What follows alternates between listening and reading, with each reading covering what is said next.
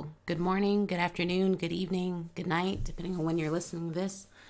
Welcome to the Victory Podcast. I'm your host, Monique Watson. On this episode, I sat down with my cousin, Mercedes Bent, who is a partner at a VC firm called Lightspeed, and she shared with us a lot of great insights around her role as a woman, an African American woman, making those opportunities in the world of VC. We talked a bit about Black Lives Matter and how that exists and has changed in the world of coronavirus, and also shared our thoughts and feelings around the loss of Chadwick Boseman, a wonderful actor and human being. So please stay tuned, and thanks for listening. So welcome to the Victory Podcast. I'm your host, Monique Watson, and thank you for joining us. Today I have a wonderful guest who I've known pretty much all of our lives, and is my cousin, Mercedes Bent. How are you doing, Mercedes? Hi, I'm good. Thanks for having me on here, cousin. It's so weird to introduce you. I'm like, it's just Merce. It's just we've known each other for forever. So yeah, so maybe to start us off, we can so just to kind of for the listeners where we're gonna go, hopefully in this conversation. So Merce will talk a little bit about herself, give you all a little background on her, what she does, she from the professional aspects, and we'll talk a little bit about what it's like being an African American woman in that space. Give any tips for people breaking into the venture capital or VC world, and then talk a little bit about, Black Lives Matter and kind of where things are, managing the grief with all the different police brutality and killings and things. And then also we'll talk about the loss of new giant, I would say, in our world of Chadwick Boseman, and kind of how we're dealing with processing that. So hopefully it's a little bit heavier of a podcast, but I think it's important to talk about and things to kind of discuss for sure. Mm-hmm. So Merce, yeah, maybe you can kind of give the folks a little background on yourself and what you do and a little bit around that. Sure. Yeah, I'm a venture capitalist or a VC. And essentially, what that means I do is I give businesses, startups, really early stage companies money so that they can grow and, hire people, do marketing campaigns, all of that stuff. And it's a role that I just started in the last few years. But prior to this, I worked in corporate finance and I worked in startups as an operator for several years. So, in some ways, it's a combination of those two prior life experiences. But really, it was when I was working at startups, I worked at a company called General Assembly, that I first started to become aware of VC and the power of the capital to really help grow and launch these entrepreneurs' ideas. And so I was, in New York City, and this was in the mid 2010s, looking around, and I just kind of noticed that a lot of the companies getting funded were not started by people that looked like me. There weren't very many females, there weren't very many people of color getting funded. And so even this was 5, 6 years ago, I started thinking about how do you change that? How do you be part of, having a more equitable and equal footing of the number of people who can get and get capital to grow their businesses. So I decided to be part of that change. And, now 6 years later, I'm a venture capitalist giving people money to grow their businesses. And I hope that, by having this lens of wanting to see more people of color, more women, more underrepresented groups funded, that I can be part of that change. Awesome. Yeah, that's really cool to kind of have that opportunity to influence so much. Not everyone can do that, right? So using your skills that you've acquired to really open up those doors for a lot of folks is really great. I hope so. Yeah, definitely, definitely. So what is it like as a woman, and especially as an African American woman, working in this VC slash tech kind of space? Do you see a lot of challenges you run into, or or not so much, or somewhere kind of in between? People ask me this, and in some ways, it's one of those things where I have been in spaces where I am the only woman or the only minority for so many years now that I'm not entirely sure I notice, sometimes when things are happening. And also when I think about it too, I think it's kind of just normal, and that's kind of where what I expect is that there won't be very many others like me, unfortunately, in many spaces I go into, whether that's working in corporate finance or working at a high growth startup or working in venture capital. Mm-hmm. And then on top of that, there's also this issue of, there's a conflation of your different identities, intersectionality. I don't always necessarily know if the reason sometimes when I suspect that I may be being left out for something, is it because I'm being left out because I'm a woman? Is it because I'm being left out because I'm a person of color? There's times where, everybody on the team and the clients went to a baseball game and I wasn't invited. And you know, you kind of wonder why that was. And you're like, oh, the other people who are the same level as me got invited. But then you just kind of, I don't find it super productive to dwell on that too much. So, in some ways, to answer your question, yes, I do think it's a very real impact, and a very much so has probably affected my careers in ways that I can't fully understand. But on the other hand, I am much more about, let's just make it a non-issue by putting as many people in the pipeline and changing the face of these spaces as fast as possible. And so I spend a lot more of my time kind of thinking about that than necessarily maybe what might have happened and affected me. Right. Absolutely. Makes sense. Um, so what do you have? So you mentioned that it's very common for you to be in situations, especially in the world of VC, where there aren't a lot of people who look like you. So if someone, whether they be a woman or a person of color, who's looking like maybe that's something I want to do. Maybe they're currently like in your similar path where they were working in finance and thinking that would be something that interests them, or just already have a passion even prior to that in the world of VC. What are your tips for them to kind of get engaged in that world, to maybe become a part of it so that they can grow in that space? And as you mentioned, adding more people of diverse backgrounds, both visible diversity and diversity of thought. Yeah, I completely agree. I think we need so many more different, types of diverse people working in venture capital, because one of the things is, if you don't have diverse investors being the ones that decide how capital gets deployed, then it's also less likely that you'll have diverse founders getting funded. We've seen all the studies that say, something like, if a male investor has a daughter, he's 21 or 22% more likely to invest in a female founder or to hire a female investor at his firm. And if a woman is an investor, she's twice as likely to invest in a female founder. And so we know that that representation works for women, and it definitely works for other underrepresented groups as well.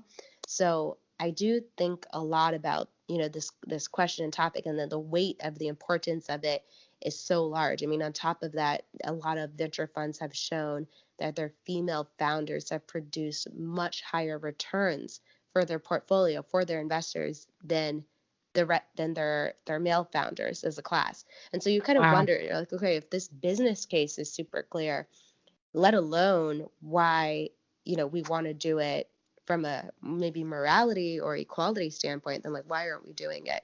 So I sorry, I always go on a rant about this stuff, but in No terms of, I worries. mean, No worries. the advice, what do I say to people who are looking to get into venture capital? Look, venture capital is very much so an industry of relationships and kind of who do you know, which historically has made it very difficult for people to break into if they don't know anyone in that field. So, in a lot of ways, though, it what you need to do to break into venture capital is the same thing that you need to do in order to be good at the role, which is you have to create relationships and you have to create access to people who are hard to reach. That's my role as an investor. I'm constantly trying to find founders who are working on something amazing and cool and great. And guess what? Everybody else wants to get in touch with them too. And they have a whole business, life to do. They don't necessarily want to be talking to investors all day. So I have to think about, how do I create access to that founder? How do I become relevant? And I think that it's actually a skill that can be learned. And so I always encourage people, if you want to get into venture, and if you don't know anybody in venture, create access. Go to VCs, email them, say that you have spaces that you're interested in, that you have a thesis about investing, that there's some companies you found that are really intriguing, that align with that investor's thesis and their investment focus. Because guess what? If I get an email from someone out of the blue who I've never met, and it seems like they've done research and it seems like they've kind of read up on what I invest in, and they actually have, and they want to help me, and they want to give me some companies to look at, I'm like, sure, I'll take a look at them. And even more so if they have, really unique insights or thoughts about the market. Again, I'm also like, guess what? I want to talk to you. So I've actually, there was a gentleman who did this with me recently. He was from Alabama, and I don't believe, based on our phone call, that he really had too many connections to the Silicon Valley VC world, that he had done the research. He knew I was interested in education and ed tech. And so he kept emailing about different companies and, what do you think about this market? And have you considered it from this perspective? And it was effective. I started putting him on. I emailed other people in venture and I said, hey, have you talked to this guy? We don't have a role open, but he has some interesting thoughts on this space. You should chat with him. And hey, have you, I started sending him positions of roles when I heard about them.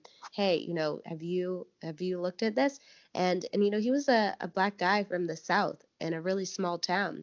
And he successfully created access where there was none, and then there was a multiplier effect where he really said, hey, who else can you introduce me to? Who else can you, um, you know, what other opportunities can you send to me? And that was super effective. So that would be kind of my advice of, getting into venture, is that first piece. There's a lot more to do, but that first piece is really about creating access if you don't have any, or just, if you have it, great. You're well off. Yeah, absolutely. So a lot of companies you mentioned about, the challenges or potential challenges or opportunities that exist as a woman of color. Um, a lot of companies are working towards, focusing on diversity, equity, inclusion, putting efforts in that direction.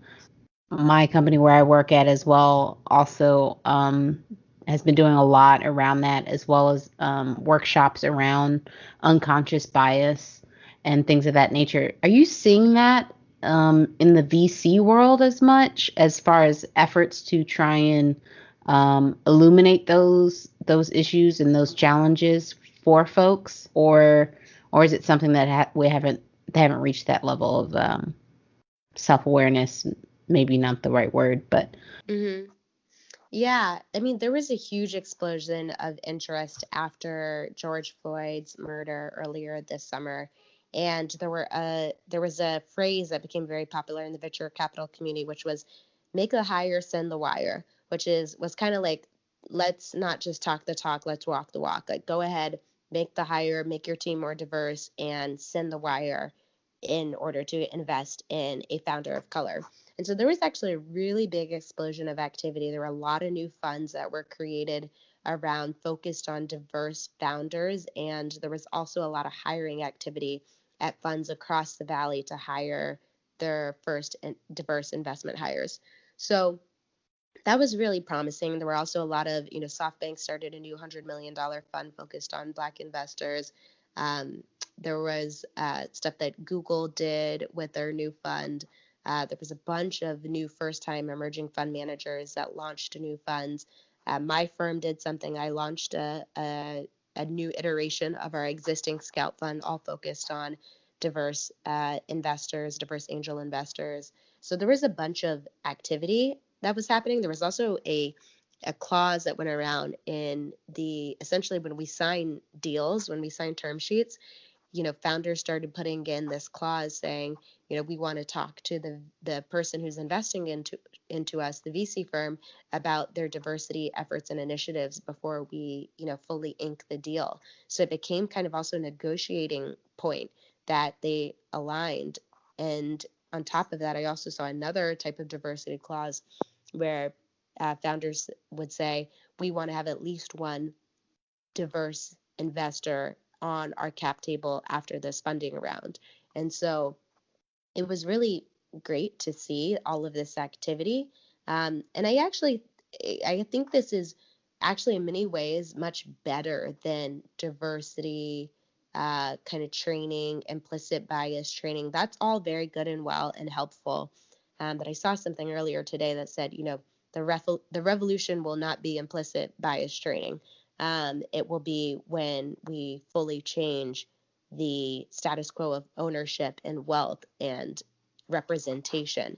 And so I am really focused on how do we change those metrics fast. And I'm pretty proud of the VC community's reaction to this specific instance. There's still a lot more that the VC community could do overall. Right. No, those are really that's a lot of amazing work. I wasn't as familiar with that. That's really powerful. I think it is important for companies in general to really put your money where your mouth is. I know I've seen a few companies where their CEOs or COOs are stepping down and saying, look, fill my position with a person of color, to actually put that into practice besides just, like you said, diversity and inclusion efforts and events and trainings are great. And it's a good starting point for folks. And I think they definitely have their place. But I think putting your money where your mouth is and actually putting people, because there are always a wealth of qualified people that exist that also happen to be people of color or from underrepresented groups. So good to see that VC's doing that. Go ahead. Yeah, no, I mean, I was going to say on that thread, I mean, they talk about allyship not being something that's a performative act, but really you should think of yourself as an accomplice and getting into that good trouble, that was so famously said. And I think that something that people really need to realize is being an accomplice in driving for equality and inclusion really means changing your day-to-day life, your day-to-day habits, your day-to-day world in order to expressly include someone else that has not been included, and sometimes it can go to the extent of, as you talked about with the CEOs or the board members who steps down and said, fill my role with someone diverse. Sometimes it can go to the extent of taking away your own personal quote unquote gain or status and putting that aside so someone else can step in. Alexis Ohanian did that with allowing Michael Seibel to step into his board seat at Reddit. And I mean, that was one of the most powerful acts that came out of the post George Floyd movement because it was really selfless.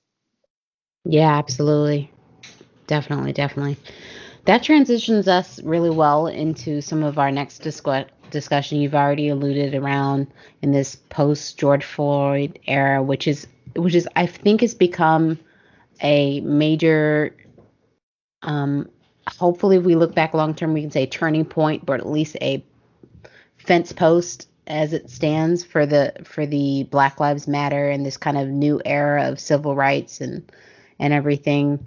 But what's interesting and challenging, and I'm curious to get your thoughts and how you're managing around this, is there's a lot over the last, I would say, close to 10 years since as early as, and probably earlier, so apologies if I miss names, but from Trayvon Martin, Tamir Rice, the names upon names, Sandra Bland, and there's, many in between that I know, and now even Philando Castile, George Floyd, Breonna Taylor, layers on layers of names on names and hashtags, and how challenging that has been I think especially in this COVID layered Black Lives Matter, everyone's sheltered in place, so the distractions of getting to a sense of normalcy are even more challenged.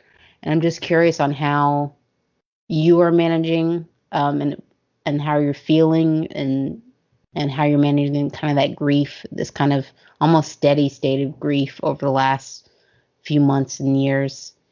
Yeah, it's been it feels like it's been a long time, and I've only been on this earth for, a little over 30 years. So, Yeah, kind of, it stretches back for centuries and even true, longer than that.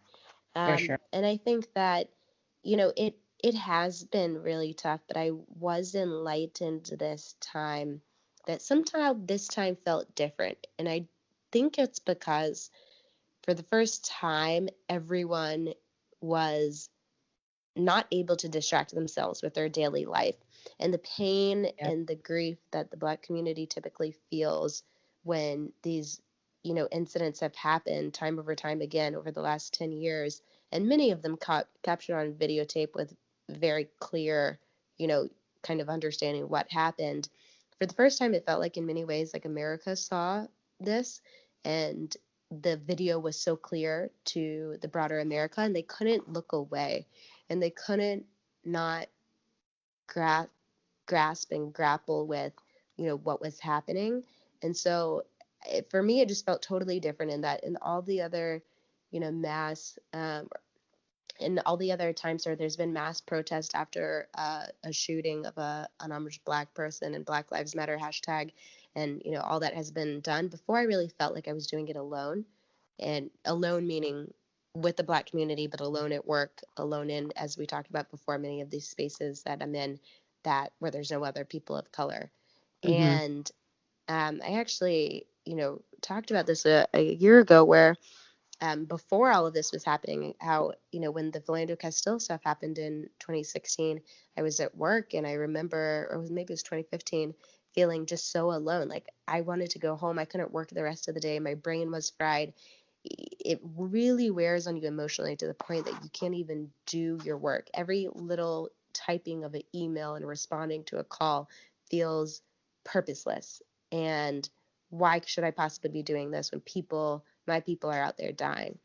Hmm. And it was it was interesting in that I think it felt like everyone else felt that same feeling, maybe to different extents, of course. But everyone felt that, and everyone was distracted from work, and everyone wanted to do something, and no one could focus, and we couldn't take our eyes off it. So I felt that was very different, and I don't want to say I was, encouraged, but um, I was I was pleasantly surprised and hopeful for humanity that there was that much of a response to it this time. Hmm. Yeah, I agree. I think it is critical. So of all the negatives that COVID-19 has brought us, of, we're both sheltered in place, we're minimal places we can go, and all of those things, and the people have been dealing and grappling with the illness, those who have passed away from it. The one, like, if I could call it a bright spot, has been the ability for people to focus on these kind of incidents in a way Mm-hmm. that hasn't been as easily able for folks who aren't within the African American community or other people of color who kind of align themselves with these movements and the Black Lives Matter. It's one of Yeah. those things. There's nothing else physically going on for a lot of people, especially during that time where people were at heavy level. Some things are opening up now and all this kind of stuff in parts of the country, but people were forced to look at it, and it was such a well documented case. It was such a clear, this is not okay kind of context. Um, like, Mm-hmm. regardless of what he was accused of, like, it's not okay to put your knee on someone's neck with your full body weight for, I think it was 8.5 minutes. It's not okay. It's just not. And it was Mm-hmm. something that was very clear and not not It any wasn't way to debatable. really contest it. It wasn't debatable. There have been other cases which I would say have also been not debatable, but you could see, okay, if I put on my devil's advocate, you could see, okay, maybe it's unclear because of where we started the video, but given how long that it went on, yeah, so I think it is something that is different. And I think the biggest thing, not only just from the actual act itself, but the response has been so different than any of the others that have happened before, as far as what actual actions companies are taking and things that are happening. Um, so I think it is pretty amazing in a good way, of the time in which we are. The key will be about how can we affect those, continue to affect, and it's not on. And the other thing I had a discussion with, and people have said it in various forms, but it's not on people of color at this point to make the changes and to be kind of those Mm-hmm. allies and to inform and things like that. It's on, and I think rightfully so, it's on the majority population, being the, Caucasian people, overall, or Yep. the people who hold power, to really make and affect those changes. And I think that we're starting to see some of that. And the question will be, how long will it take for those things to actually see some fruitfulness? And some places it's happening more quickly than others, and hopefully we can continue that. But for me, I know it's challenging. I really struggle with avoiding watching any of these videos. Like, I really can't, for my mental health, handle watching these. And I know there's a lot of people who Yep. go and really can watch it, and really is important to them to see the evidence of it all. And after a while, I've watched the Philando Castile, I think was probably the last video that I've actually watched with any length of time. Mm. I watched enough clips of the George Floyd to really get it, but I couldn't. I just, for my own mental health, I really can't sit and consume that and absorb that into my consciousness. Um, Yep. it's just a lot. This the only way, because it continues to happen. If this was one time over the last, decade that anything like this had ever happened, then that would be different. But because it continues to happen over and over and over and over, there's a point in which you're like, you know what? I need to not see this in order Yeah. to You be go able to numb. work every day and be a functional human being.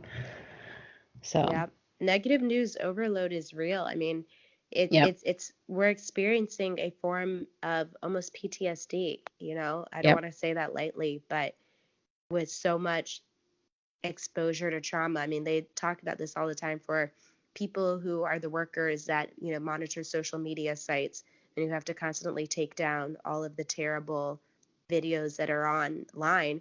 Those people burn out at their jobs after, 6 months and then have to have therapy for years afterward for everything that they've seen.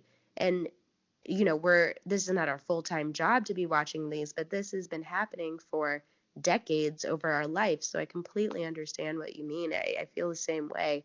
I feel like I can't watch more of these videos sometimes because it's just too traumatic and it brings back up all of the other times. And then you just dive into this deep, like, well, what if it was, you know, me and like I thought about with Philando Castile. I remember like thinking, what if it was I was the girl in the back seat and that was my dad or brother, and what if, that was my son that you just think through all these things and yep, it just hurts too much. You got to stop. So then yep, you go, and I ended up going, okay, great. How do we solve it? My yeah, type A action oriented mind comes on. It's just not going to watch it. Let's solve it. What do we do next? yep, But yeah, it's very painful. for sure. Speaking of, as we delve down this deep valley that now we've gone into to painful things, the most recent loss, we're recording this on September the 2nd, and I believe it was August the 28th that the world learned that Chadwick Boseman died from complications resulting from his battle with colon cancer. And I know I was very, these days with all the like fake news, and not to use fake news lightly as a term, but with all the, these celebrity death stuff that comes out and they'd be like, no, I'm still alive. Like Betty White has died like 30 times over the last 5 years. Like she's dead. She's like, no, I'm good. I'm alive. I swear. So when I saw it, I was kind of like, I had to check. My Yeah, I first didn't thought think was it like, was real. I didn't think it was real. And I was like, my first thing with any of these celebrity deaths, and people do pass away because life happens, was like, let me check a couple, news sources like Washington Post, CNN, Mm-hmm. a couple places. And I was like, oh my God, it's real. And I just feel, and I'm still like, I think earlier today was the first time I was able to actually like really feel it because I just feel, and I didn't know him, which is always like you step outside of yourself and you're like, you don't really know this person. How can you grieve so much Right. about it? But it's like at the same time, he meant so much. And I think learning more and more about how much he impacted people beyond the roles that he played Mm-hmm. and just like the little stories that people have. I was watching, there's these comedians that I follow on social media and things, and they have a podcast and they were talking a bit about it. And one of the ladies, she goes by That Chick Angel, and she was talking about, they live out in LA.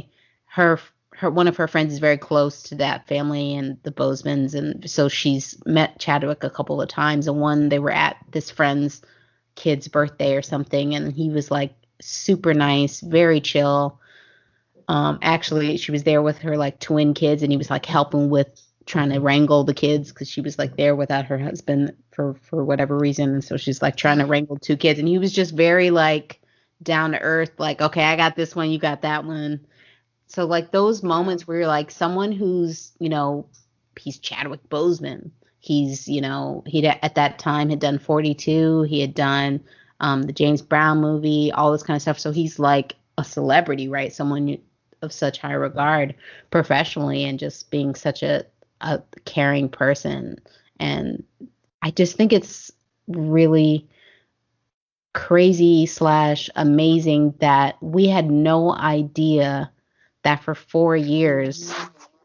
this this man had been battling colon cancer, and like at such a young age, like 39. Thinking about it, he was 43 4 years ago. You seem 39, maybe 38 even, but 39 years old, that's, hop skip and a jump from you and I's age, like to deal with that and not, and that kept so close to the vest within their Mm-hmm. close unit.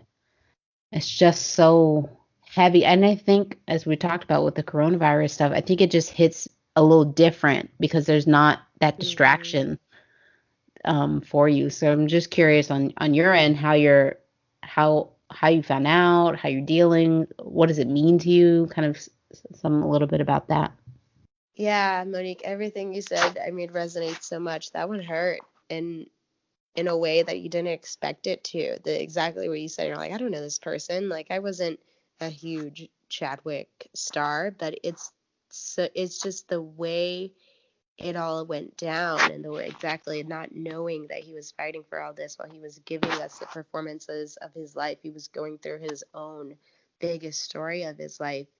It's tragic, and not to use the word tragic lightly, but it's straight out of, you know, Shakespeare or Greek mythology in terms of how people have this other thing happening in their life, and they're just pursued and to propel greatness, and it was so much of what we needed. It felt like I mean, for all the reasons everybody knows that Black Panther was such a huge success in the box office. It was the top 10 grossing film at the time.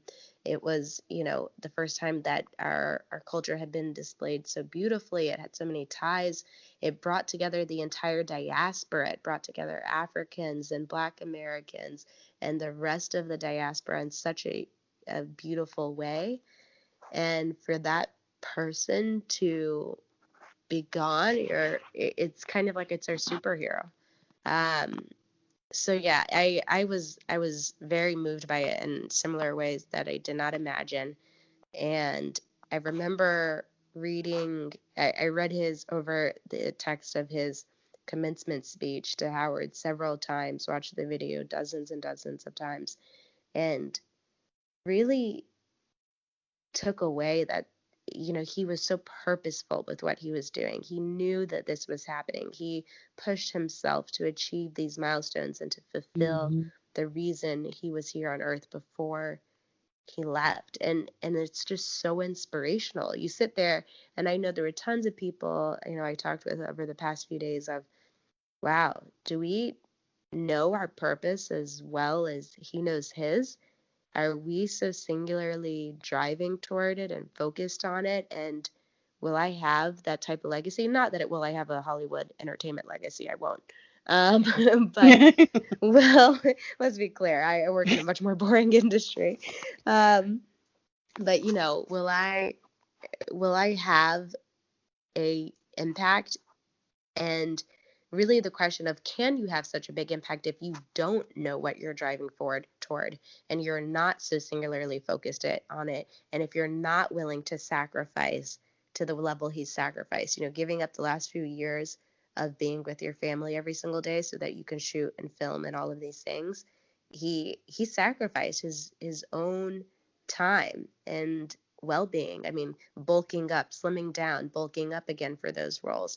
It was not just, emotional sacrifice. It was actually physical sacrifice. When you're going through Mhm. chemo and surgeries, like, he actually put additional stress on his body. Mhm. Doctors don't recommend that. And No, so, yeah. it's kind of crazy when you unpeel and unpack all the layers to it and just realize that this was his life's work and he was so singularly focused. It caused me to be strangely perspective in a way that I hadn't really been introspective about my purpose potentially ever. I mean, I've taken many classes on what is your purpose, spoken with many business leaders, read many books, you know, all of that. This taught me a lesson about purpose far greater than anything else has in my life.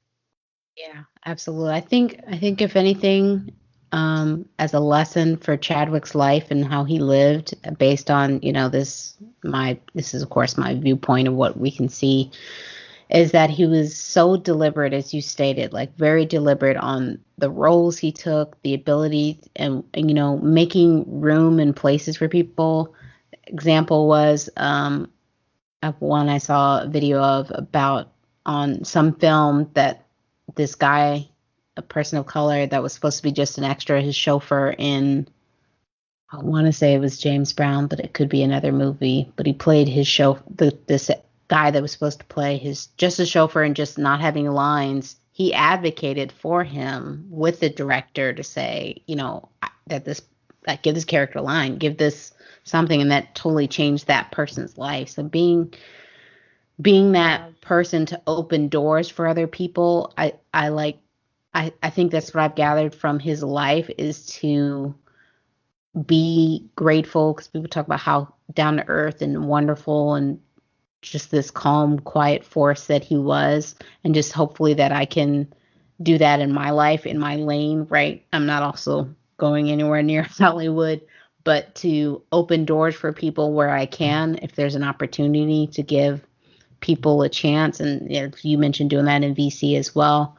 And then working hard. Like, there are no excuses of, I'm tired. I mean, not that, like, you should respect your own physical and mental health, to be clear, but to push Mm-hmm. when, instead of easily giving up, or easily slowing down, to push a little bit further, because he did it on the regular for us, for the greater consumption, for the Yeah. Black community, for the wider community.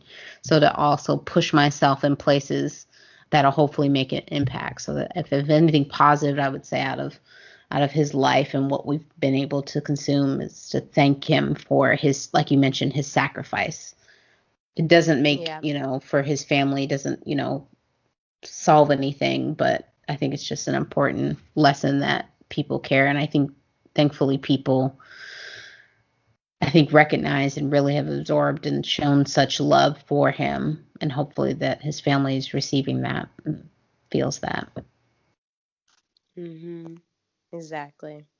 Yeah, I mean, I went into the week like, wow, I really need to crush it. I need to be so focused. I need to be Facts. deliberate. I need to work harder. I need to, I need to sharpen the focus. I need to be super clear on what I'm here to achieve and what my purpose is. And we talked about it a little bit at the beginning of the call. And it really renewed and reinvigorated my sense of, you know, startups being one of the largest engines of new economic activity in the US. A lot of people don't know, but VC backed startups account for 20% of the new job creation in Wow. America every year. Not total job creation, but of the new job creation. And Hmm. so when you think about that, I mean, that's huge economic, Impact. impact. And I just am even more inspired by Chadwick and his legacy to try and ensure that underrepresented people and people of color share in that economic opportunity and in that growth of wealth that's happening. So yeah, I mean, I'm so glad you brought this up. It was he is such an inspiration. His life was such an inspiration, and I'm just continued to be in awe. Absolutely. Well, on that uplifting note, to kind of round us out, thank you so much. Do you have any things you want to share with the folks? Anything you want to promote, plug, social media, whatever, before we end this No, today? I'm on Twitter, I'm on Instagram, Mercebent, MERCEBENT, and Monique, my cousin, she's badass, love her. We live an hour away, and I haven't seen you in I months. I know. want to see you It's soon. it's the Rona. It's the Rona. So we'll have to figure something out. We have to do like I think we might try and do a cousins game night or something. We have to figure out like a virtual game night. Like Oh, that would there's be all kinds fun. of game emulators or Yeah. something. But yeah, thank you so much for joining me, Merce. Really great having you. Fantastic insights and really great. I think this is going to be one of the best episodes yet. So thank you so much for your time.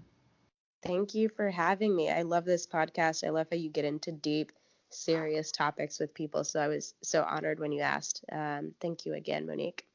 For sure. And we'll definitely probably try and have you back. Keep your schedule loose as able. I know you're always world traveling on us Not all across. anymore. Not in the not in the post COVID life. Oh, Nope. nope. All good. But thank you so much for joining us.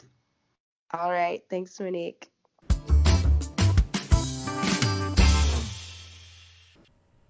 Wow, that was a really powerful episode. So I want to thank Mercedes for joining me again. And please reach out to her if you know people who may benefit from the VC space, people at startups, especially in some of the interests that she's pursuing. I will include link to her venture page on Lightspeed so that you can kind of see a bit more about, kind of her thesis around what she's investing in. She talked a bit about it in this episode, but just so that folks have that information.